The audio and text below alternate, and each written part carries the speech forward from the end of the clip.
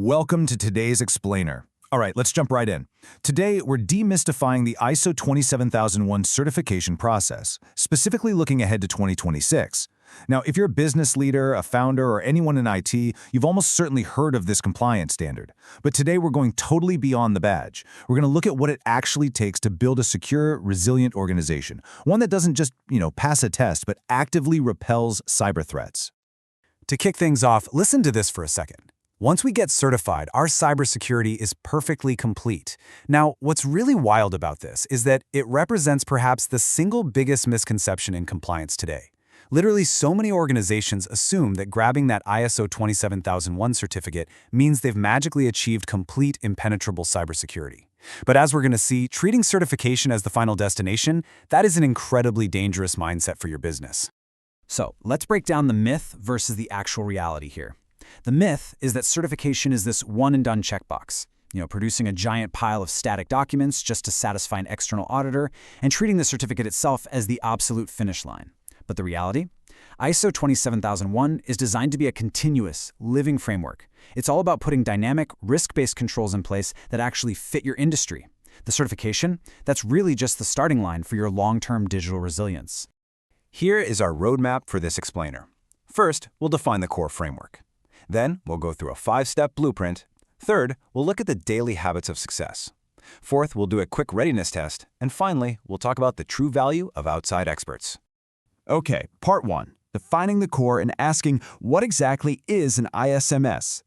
The absolute crucial point here is getting this core definition right. An Information Security Management System, or ISMS, is not some generic template you just download off the internet, copy and paste into your company intranet hoping for the best. It is a highly structured approach that explicitly aligns your information security protocols with your specific business goals and regulatory rules. Its main job is to continually monitor risks. The real power of an ISMS comes from how well you integrate it into your everyday operations to adapt to new threats, rather than just using it to pass a short-term compliance check. So, now that we know what an ISMS is, how do we actually build one without getting totally lost in the weeds? Let's dive into part 2, the 5-step blueprint. This 5-step framework comes straight from expert consulting experience, and it's designed to simplify the whole process and prevent those notorious delays. Step 1 is to assess your current security maturity with a comprehensive gap assessment. This highlights your exact priorities before you spend a single dime. Step 2 is building your ISMS. Here you define policies and assign ownership. Now, a quick pro tip on this step. A poorly defined scope is a massive stumbling block. You absolutely must keep your scope crystal clear to ensure your efforts stay focused on critical business functions. Moving to step 3, you perform risk assessment and treatment. Because the standard is risk-based, the goal isn't to eliminate every single risk, because let's be honest, that's impossible, but to reduce them to an acceptable level. Step 4 is implementing security controls, which we'll expand on in just a second. And finally, step 5 is validate and prepare for certification, where you run internal audits before the official auditor ever steps foot in your building. Let's zoom in on step 4 for just a sec. What does putting the right controls into practice actually look like? Well, these controls absolutely have to be based on your actual documented risks. They might include rolling out multi-factor authentication across the whole company, ensuring rock-solid data backups, implementing encryption to protect data, creating detailed incident response plans, and conducting really rigorous vendor security checks. It's not about doing everything possible. It's about doing exactly what your specific threat landscape dictates. All right, so you've built your ISMS and implemented the controls. What happens next? That brings us to part 3, habits of successful organizations. Companies that truly extract lasting business value out of ISO 27001 treat it as a proactive, ongoing process. They don't just file away their compliance documents in some dusty binder.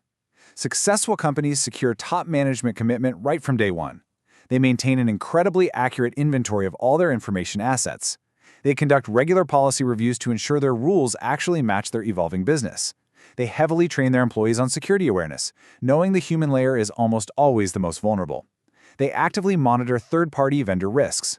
And crucially, they perform continuous vulnerability assessments and penetration testing, or VAPT for short, to find their own weak spots before the bad guys do. So, having seen the blueprint and those habits of success, how does your organization stack up right now? It's time for part 4, the readiness test. I want you to ask yourself a few rapid-fire questions here. Question 1. Have you identified all your critical information assets and completed a structured gap assessment?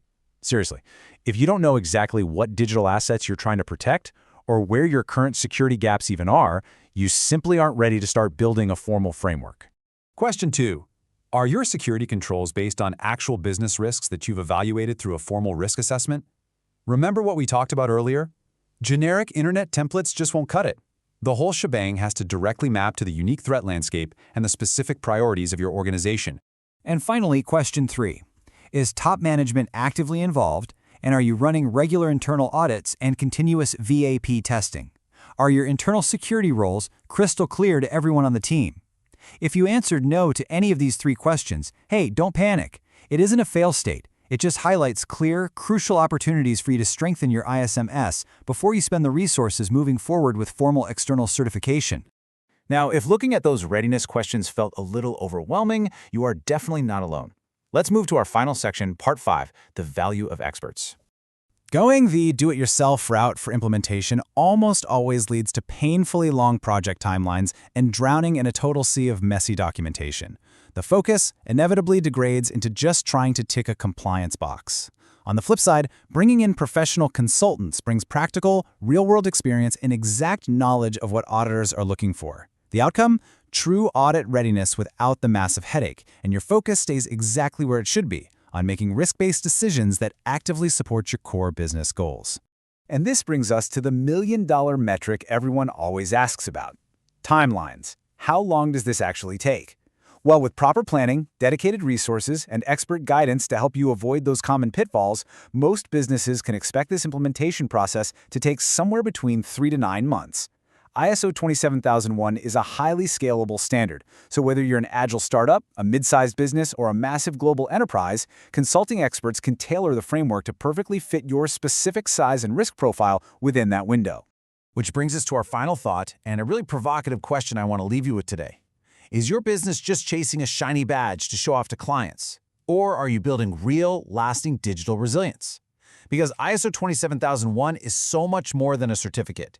It's a strategic framework that protects your most valuable data, improves your overall governance, and gets your organization fully ready to handle modern cyber risks head-on.